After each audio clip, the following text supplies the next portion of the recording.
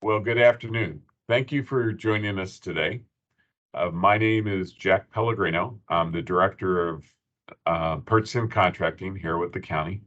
And I'm going to be joined today a little bit later with a colleague and partner of ours, Cheryl Brown, who's the Director for the North County Small Business Development Center, which is hosted at MiraCosta College. And we refer to them as North County SBDC affectionately, and we've been connected now several years, and we're really pleased to be here with you today at the Live Well Advance, and specifically focusing on how we can advance our whole region economically and support our communities, not just the business community, but also our school communities, which is really the future of our region. So today's session is going to be, I'm going to kick it off, talk a little bit about doing business with us, and then I'll hand it off to Cheryl, and she'll talk about the wonderful resources that they provide at the Small Business Development Center. And again, together, we have and we will make this region better for all of us. So, a little bit about how to do business with the county. Little background, you may already know this, many of you, but the way the county is organized is into four major groups. I'll start with the reason we're here and being hosted by the Health and Human Services Group and this Live Well Advance today. They are my largest customer here.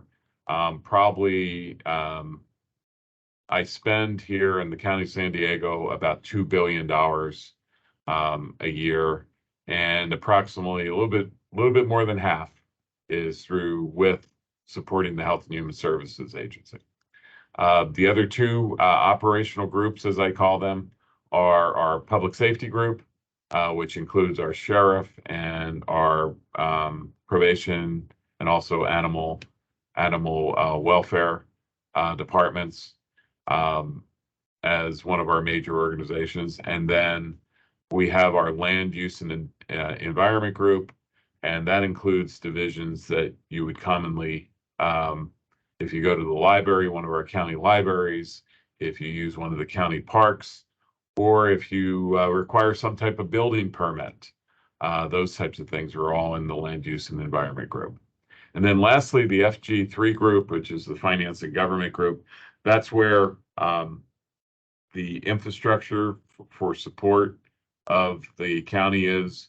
Our general manager, my boss, is Ebony Sheldon. She is the CFO for the county, and she has, I think it's the last count, it was 17 departments that report up to her. Myself, purchasing and contracting, auditor and controller, general services, just to name a few. Clearly, our mission is simple: to have a county that is just, sustainable, and resilient for all of us as citizens in this region. Our mission is to, as I said earlier, and something Cheryl and I and our other partners are committed to, is to strengthen our communities in a way that will support our workforces.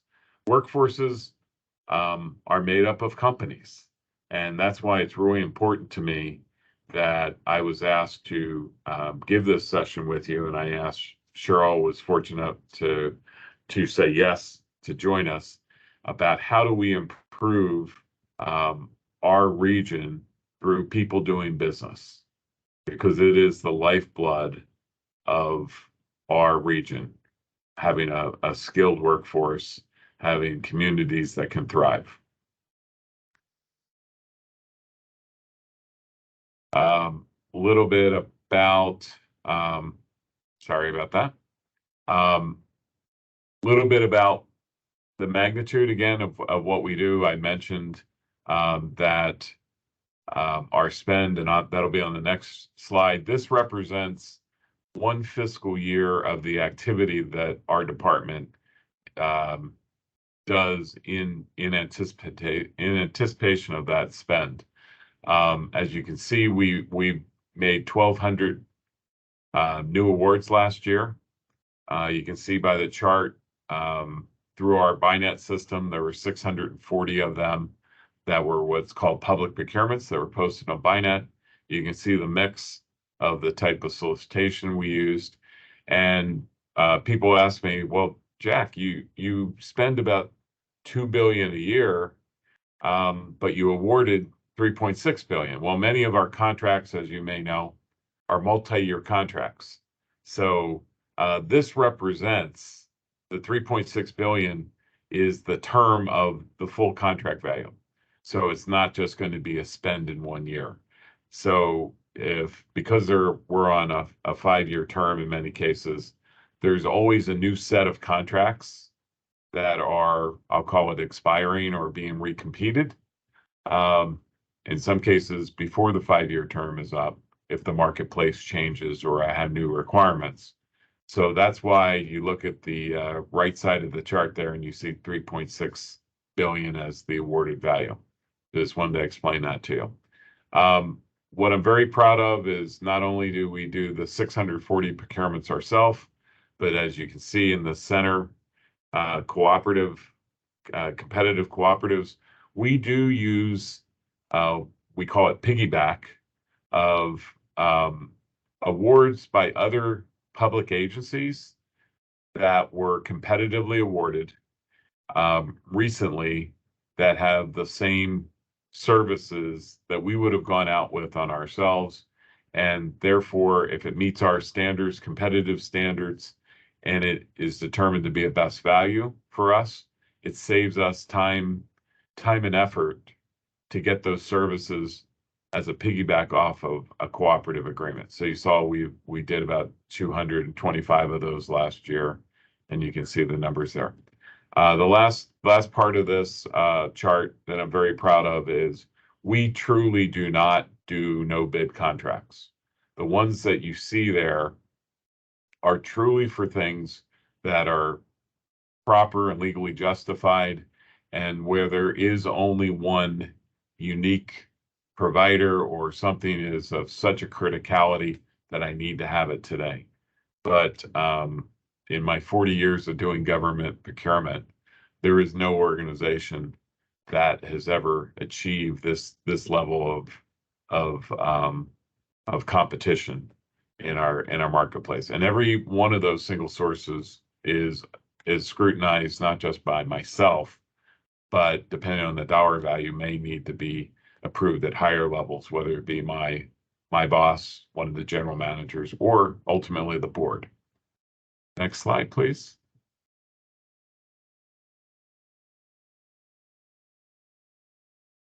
This represents our spend, as I mentioned, just a little bit under 2 billion last fiscal year. By the way, just for frame of reference, you probably know this. Our fiscal year is July 1st through June 30th. So these numbers reflect as of June, just a few months back. That portfolio is 3,000 contracts that are active. As I said, many of those contracts are multiple year contracts and not just a single year contract.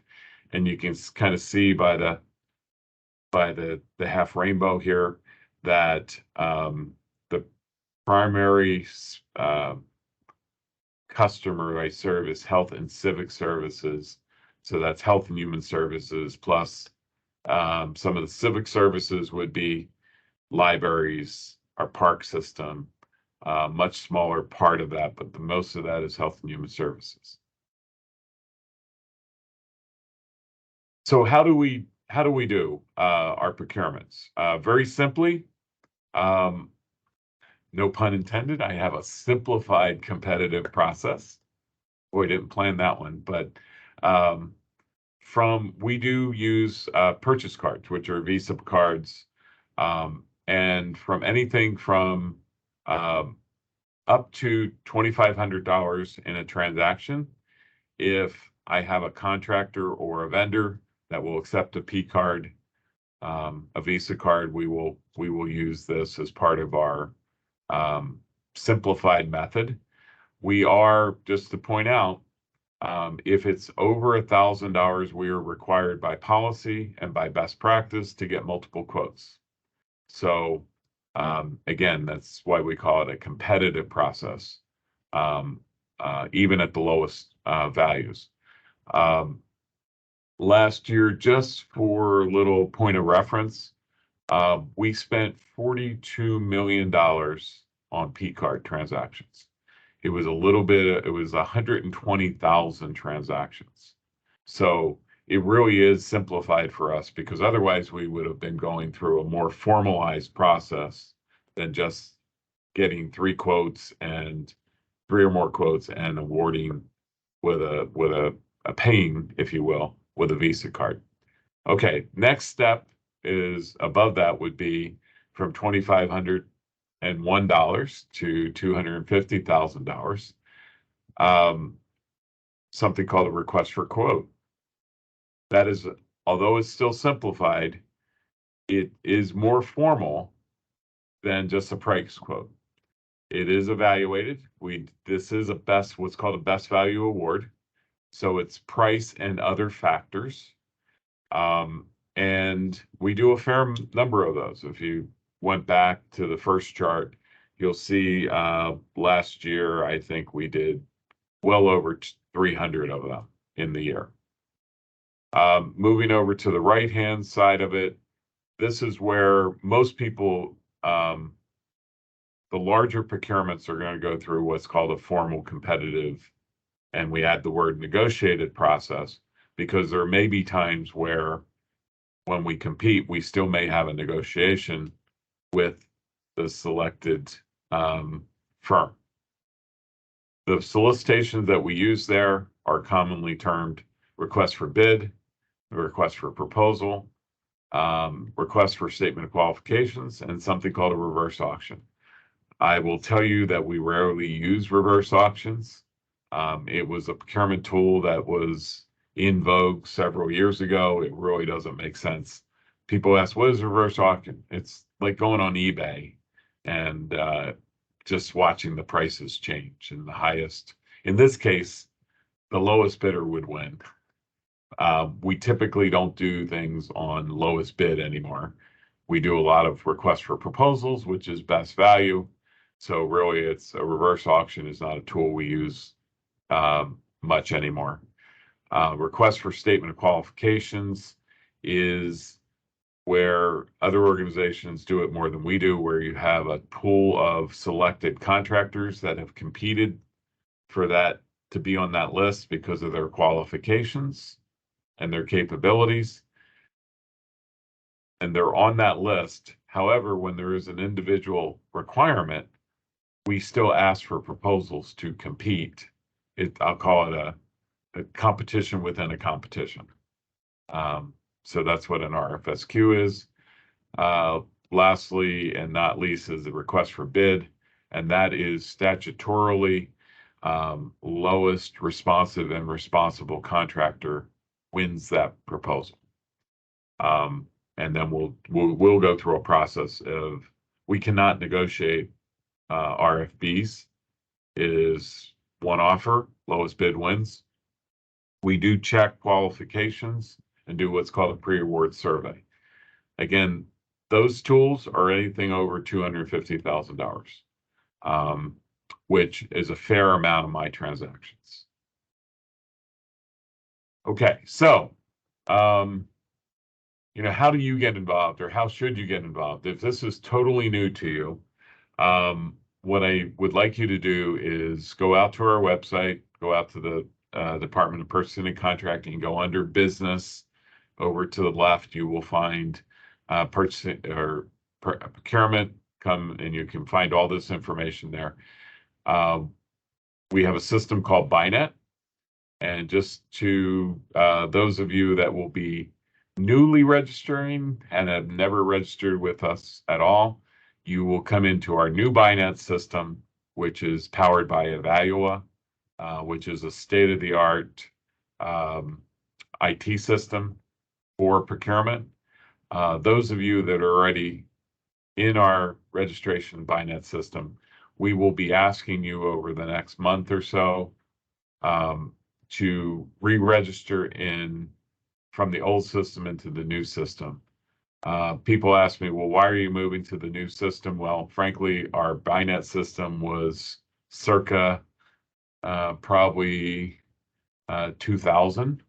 So it's over its useful maintained life as far as technology, has probably been over that for several years now. So, but most importantly, this new system will allow me to pull data in ways that really are important to me, as far as classifying what type of business people are, where they are located, more business, I'll just say business demographics that I never had in the old system. So that's a little bit about the why.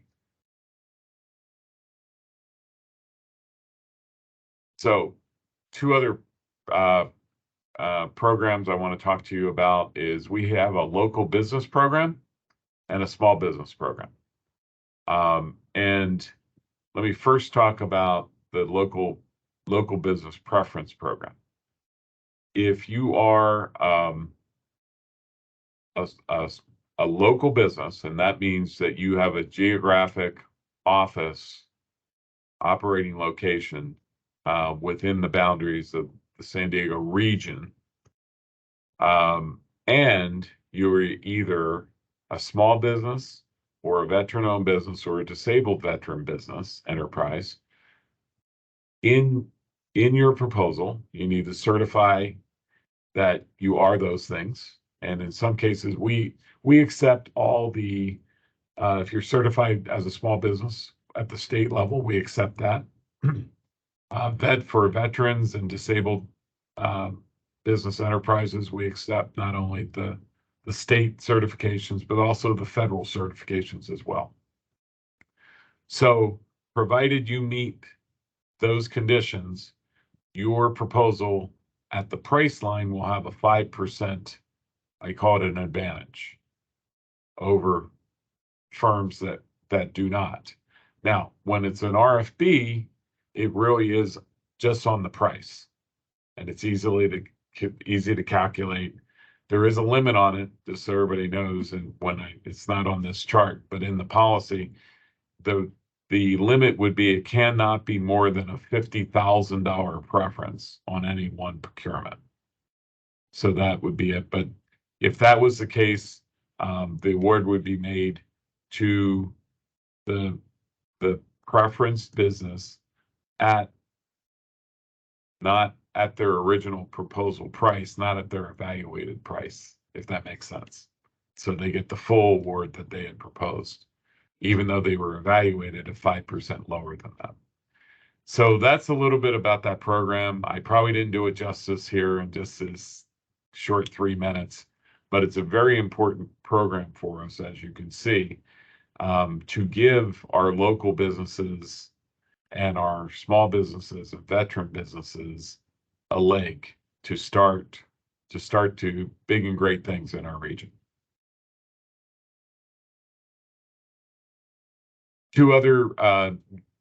Next two charts are going to be some new standards that have been adopted within the past year. The Board of Supervisors adopted our policy B74, and these contracting standards are specifically for these three business areas: janitorial, landscaping, and security guard services. As you can see, in December of last year, the board adopted the characteristics for this policy. And basically, to summarize it, is all procurements in these areas will be RFP, not RFB. Many of our past solicitations were RFB for these types of services. And that means that I will evaluate under the RFP, not just the lowest price, but other factors, including capability,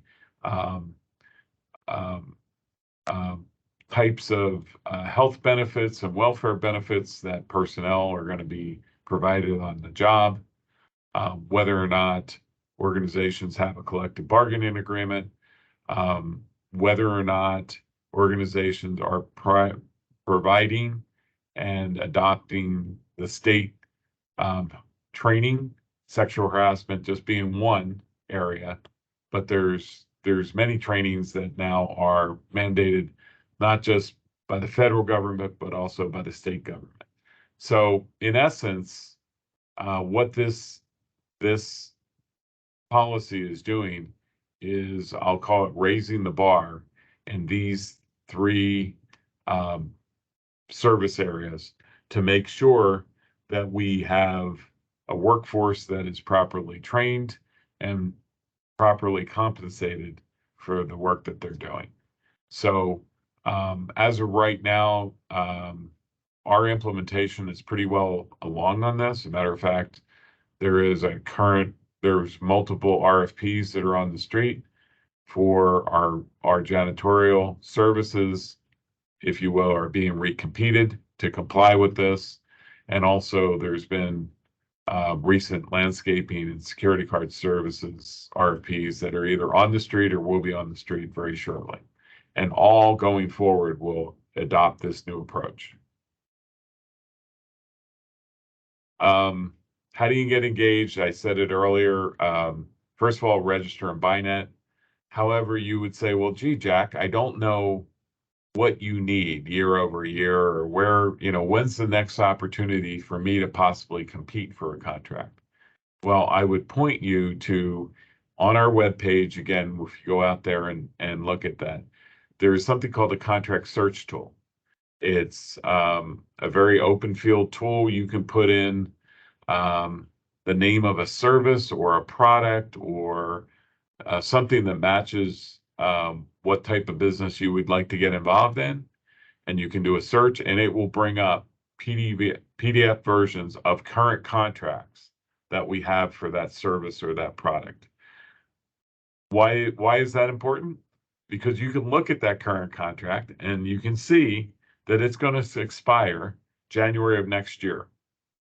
So you could, one, make sure you're registered.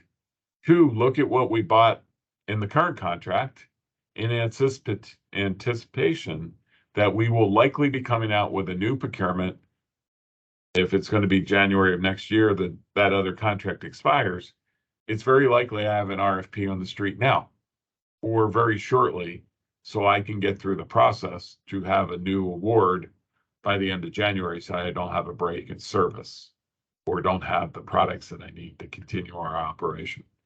So I tell people this search tool is really valuable, not only to look at how we do business, what are the requirements in any one contract, to look at that, but also what may be coming up in the next 6 months or even a year.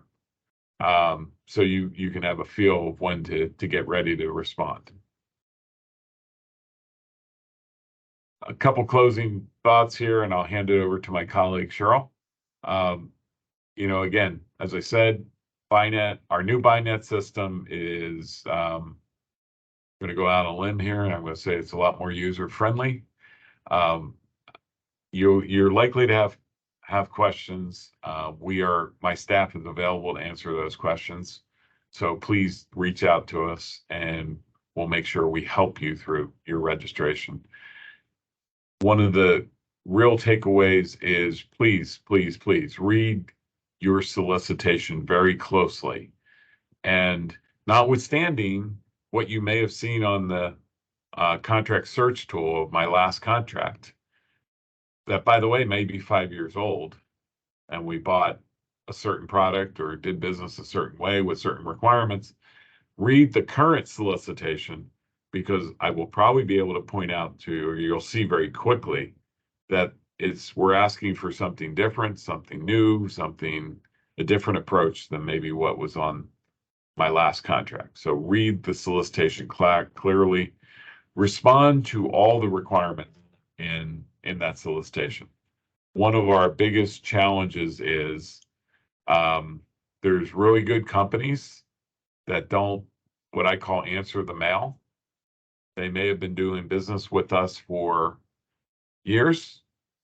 And when we evaluate proposals, it's based on, for fairness and equity to everyone that's proposed, it's not based on what I know about you.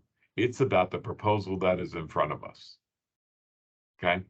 So again, please, please, please be specific and respond to our requirements. We don't put things in our RFP unless we really need those things. Okay. So offer your best products and services and pricing the first time. You may deal with other agencies that do something called a best and final offer, or they will ask you to have negotiations or any of that. We may do that too, but I will say it's probably more rare than not.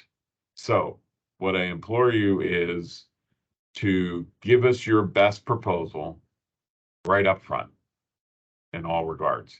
That will give you the maximum opportunity and also the highest potential for securing that award.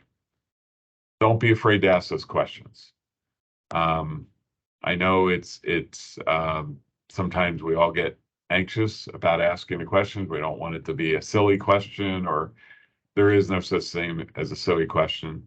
Sometimes we aren't as clear as we think we are, and you can be looking at it from a different way. And we really look forward to you asking us those questions so we can clarify that. And in essence, get a proposal from you that is fully responsive and meets our needs. So with that, I'm going to hand it off to Cheryl. Oh, got a couple more. I'm sorry. Equity and contracting. This is sort of a new approach for us. This represents a project we recently cut the ribbon on just a few short weeks ago, the Southeastern Livewell Center. And it was an unprecedented way that we did business, where we built this facility with the community, by the community. The individuals you see here, about almost 10% of the workforce that built that building were from this community, which was unprecedented. And something like $8.2 million of the construction costs was from materials and contractors and subcontractors from the community. So we left behind a pretty significant economic impact in this community. It's really at the heart of our new approach is community engagement, and that's a very broad term. We're here to serve the community. We're here to build things for the community, by the community is the phrase that I've used. Yes, along the outer circle, you can see integrity, equity, access, belonging, excellence, sustainability. Those are all, I'll call it, the boundaries that hold our circle together. So this is really how we do business. I won't read you the whole chart. We do report on how we're doing. This is our supplier diversity and engagement report. This is obviously a year plus old now.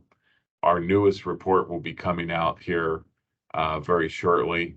I ask you to take a look at it, and it will outline the many outreach opportunities that we're doing each and every year. A little bit more about the details about our Southeastern Livewell Center. As you can see, we established in the contract a requirement of, the contractor gave us an offer of $6 million. They delivered 8.2 against contract price. Like I said, almost 10% of the workers came from the local community, and I was just honored to cut the ribbon on it. I might say on budget, on time. So with that, let me hand it off to my colleague, Cheryl. Thank you for being here. Thank you, Jack. And that's what an accomplishment the County of San Diego has achieved in all its outreach. I've been in the industry being a procurement advisor since 2003. And in the last several years, the county has made tremendous efforts in making it easier to do business with the county. And I can honestly say of all the 100+ agencies I've worked with over the many, many years, the county is one of the easiest agencies to do business with. And I do mean that kind of loosely a little bit because, I mean, government contracting can be a little bit complex. But in the big grand scheme of things, the county is one of those agencies that if you're not working with the county, the question is, why not? And in order to help you navigate through those systems and to help you get through the registration process, get those certifications, even help you to draft a proposal, respond to a proposal, help you increase your bonding capacity, as well as access to capital. There are resources here in your backyard that can help you at no cost. That's right. Completely 100% free. My favorite 4-letter F word, right? Free. I'm with the Small Business Development Center, so I am the director of the North San Diego SBDC, hosted by MiraCosta College, but I am only one service center of a whole network here in San Diego, and we're known as the San Diego and Imperial Valley SBDC Network. We have 11 service centers with over 130 advisors that can speak over 20 different languages. So if you are more comfortable in another language other than English, not to worry. Those services are at no cost to you. We also have our Veterans Business Outreach Center, our VBOC, which is also hosted by MiraCosta College. Our Apex Accelerators, those are formerly known as PTAC. They specialize in the government procurement arena. We also have our Women's Business Center, the WBC. SCORE, which is great for mentorships and mentor programs, and then our California Manufacturing Technology Consulting, the CMTC program. And this is actually just like, I guess maybe the top 5 or 6, the most popular ones. There's a number of other resources out there. If you are trying to do business with the county, or you're trying to start a business or grow your business, wherever you might be, if you are looking at something and they're going to charge you a fee for the service, I can almost guarantee, with the exception of legal and tax guidance, that one of our resource partners can provide you with the support at no cost to you. The money's better in your pocket than theirs. So before you start pulling out your checkbook or your credit card, take a look, check with the Small Business Development Center first. If we don't have the resources in-house, we're going to connect you with all the other resources that can help you to answer your questions. And again, at no cost to you. We do this in a couple different ways. Our trainings, so we have over 100 live trainings every month. Most of them are still being conducted virtually because that's the preference of our small business community, but we also do have some in-person trainings. We also have our on-demand workshops, which we have one of them actually is an on-demand series on how to do business with the County of San Diego. So at the end of the night, when the kids are in bed and you got your jammies on, hey, what better way to enjoy a great evening than watching an on-demand training on how to do business with the County of San Diego rather than Dancing with the Stars, right? But no, for all seriousness, we want to make sure that we are having this information accessible to you at your convenience. And then the really big part of what we do is our one-on-one advising, where we work with you one-on-one for as little as long as you need to help you be successful. Whether you're starting a business, whether you're in business and would like to grow, or you're in business and you're struggling, we're here to help you be successful at no cost to you. So in our network, we do have 3 specialty centers. Next slide, please. And of course, I put the first one as government contracting. So one of the specialties that we offer is full support in the areas of government contracting. Jack had gave some great tips, but those tips that he provided aren't just for the county. It's for all agencies. Here in San Diego County, there are over 2,000 agencies represented. The county is just one of them.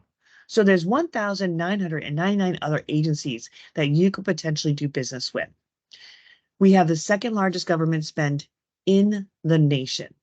So it would make sense that you as a business owner at least dabble in pursuing opportunities with the government. The support we can provide, again, at no cost, includes creating a foundation. Like, do you have the infrastructure in place? If not, let's help you get there. Helping you find your buyer.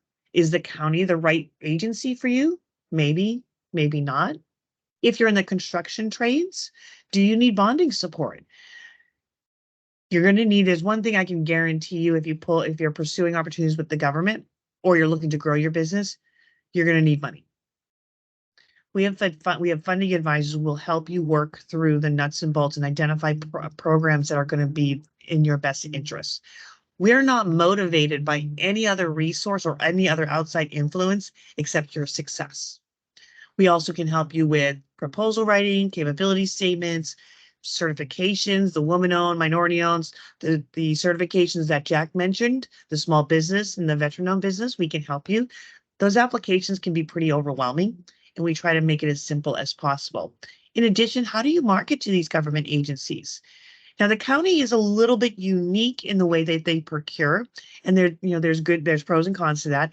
The county does publicize more than 90% of what they procure, but many other agencies don't do that. So the question is, how do you get to those opportunities? We can show you and teach you how to do that as well. So we have a full, robust procurement program. We also have an innovative technologies program hosted by USD, and we also have the Connect. So it's the Brink and Connect.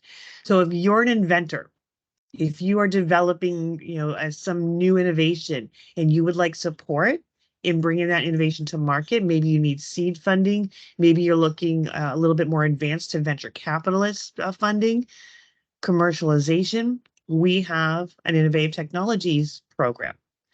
And then finally, our other specialty program is our international trade program. So if you are looking to do any kind of import or export, we can help you to eliminate the barriers of entry, look at exporting options, even finance options.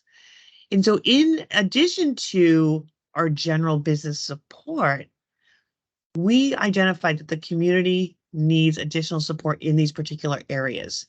We also, all of these programs can also be brought to you in other languages. So if you have a preferred language other than English, just let us know. We can connect you with an advisor that can have that conversation in the language of your choice. First step, when you're going in, next slide, please, is to understand there are obstacles and we're there to try and identify and destroy those obstacles. The three main obstacles: a plan. So you just heard Jack talk about doing business with the county. You want to do business with the county. Okay, what's your plan? Well, first thing we need to do, you need to get registered in BiNet, the new BiNet, the new and improved BiNet. But then you got to take a look and say, okay, well, what is the county buying? How much did they pay last time? And I'll be honest with you, no matter how easy a portal is, it can be pretty overwhelming if you're not used to it. That's what we're here for. We'll help you to conduct that market research. We'll do screen sharing. We'll show you, heck, we'll even record our meeting if you would like so that you can review it at a later date. Because we cover a lot of information when we're meeting one-on-one, but we're going to help you put together a plan, get registered, get certified. Let's do some market research. Let's take a look at your financials. Let's look at your pricing. That's the planning part. The other obstacle is access to capital. Right now, the lending environment is very, very tough and tight. But we have a number of programs that are designed to help the small business community, especially those that are looking at pursuing opportunities with government agencies. We have funding advisors that will help you. If there are some obstacles, such as your credit score is not looking so great, maybe you don't have any financial statements. Hey, heck, maybe you haven't filed your taxes in the last 3 years. Don't panic. Our advisors are going to help you put together a plan to help you be successful to obtain the capital that you're going to need to be able to grow. And finally, your resources. As a small business owner, you don't have a team of accountants. You don't have a team of proposal writers or a team of department of marketing people. But in actuality, you do. You have all of these resources that are here to help you overcome those obstacles. And it's super easy. We've done everything we can to make it super easy. All you got to do is you go to our website, you fill out a very simple form, like your name, and then within 24 hours, one of our office coordinators is going to call you. They're going to call you first. You probably won't answer the phone because who answers their phones these days? And they're going to leave a message. And then they're going to send you an email. And then 2 days later, they're going to call you again. They're going to try and get in touch with you 3 times. And if they can't get in touch with you at 3 times, they're going to put your file on pause until you're ready.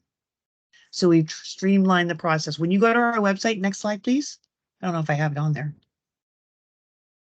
No, it doesn't. So I'm sorry, I should have put that on one of my slides. All you have to do, www.sbdc, which stands for Small Business, no, San Diego Imperial Valley, sbdc.org. So that's Sam, Delta, Igloo, Valley, Sam, Bravo, David, Charlie.org. I had to really think about that one. It's been a while since I've talked that way. You go to that website. There's 3 options. Check out our live workshops, check out our on-demand workshops, or get an advisor. 3 buttons. That's it. Making it simple. And we can't wait as a team, as an organization, as a resource partner to the community. We can't wait to help you be successful, whether it's with the county or with other agencies, or maybe even the private sector. Jack, LiveWell, County of San Diego, thank you so much for allowing me to share what we have to offer our community. I have the best job in the world, and I love to share that with our community because we truly are mission driven and we really focus on your success and nothing else. So thank you so much. I hope you enjoy the rest of your conference.